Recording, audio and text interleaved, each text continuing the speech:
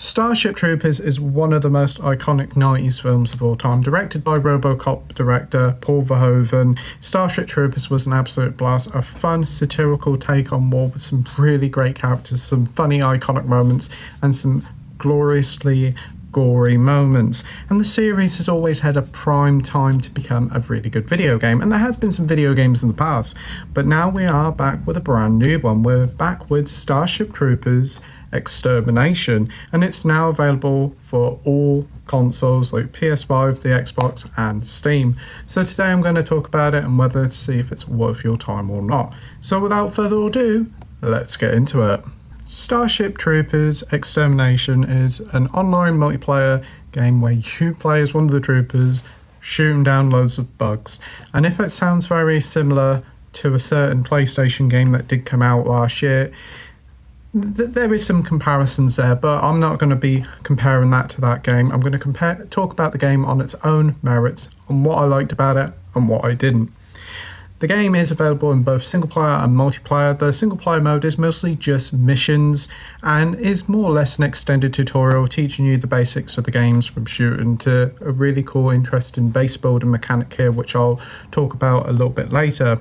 There isn't really a lot here for single players, but there is some fun missions here and there, and it is always fun to shoot loads of bugs, and it is a good starting point to teach you the basics of the game. The multiplayer is the main meat and potatoes here. It sees you 16 players fighting off various swarms of creatures and nasties, whilst also capturing points, defending a key objective, to building bases to survive onslaughts of vicious bugs that gain buffs as the waves roll in. It's a really fun online multiplayer mode with some great time to be had, especially if you can build up a great team. And one thing that I will say, compared to that other PlayStation game that came out last year, is that the bigger teams allow for even more craziness and fun to ensure. There are several different classes for your troopers, and they kind of level up in a similar sort of way of like a Call of Duty game, gaining perks and all sorts of stuff. It's a nice bit of progression for each of the classes, and it allows you to try them each out to see which one works for you. There's several different classes, as I said before. There's like the medics, standard grunts, snipers, and a few other ones. So it's cool to try them out and find which playstyle works for you. Easily one of the best things about the game is the building and construction mechanic of the gameplay. Shooting bugs is fun, don't get me wrong, but constructing and building bases and tools to help you fight these creatures is an absolute blast, and it's very similar to like the ones you see in the film. You can construct walls and towers, as well as turrets and manned guns. There's a lot of variety here and a nice bit of strategy that adds a little bit more to the gameplay than just shooting bugs.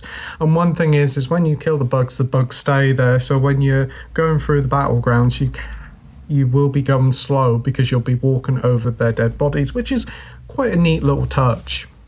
The missions work well and are really good when you're in a team. When you're on your own and your other team mates aren't playing the game, it can be a little awkward, but with a good team, it's a lot of fun. The single player campaign is okay. It definitely does feel, as I said, just like an extended tutorial and teaching you the basics of the game, but it is nevertheless quite a decent little mode to do if you want to level up other classes you're not too keen on.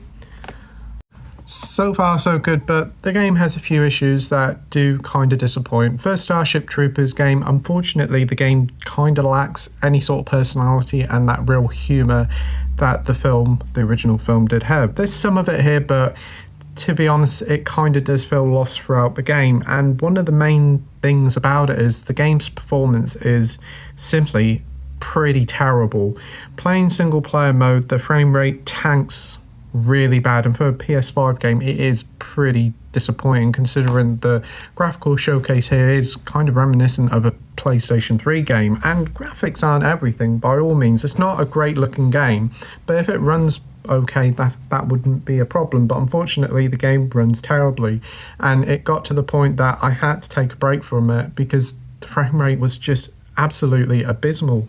Whereas playing online, the frame rate was a little bit better and the netcode isn't too bad, but unfortunately I still received a lot of issues with the frame rate, and it did hamper my enjoyment of the game.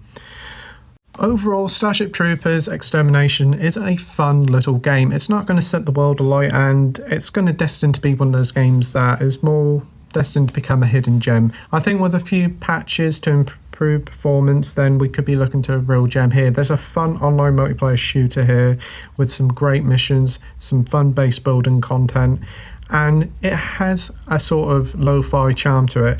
It's just a shame that the single player is not up to much and the performance is pretty damn bad for a PS5 game. Oh, and there isn't no platinum here if you're one of those people who like to collect platinum trophies.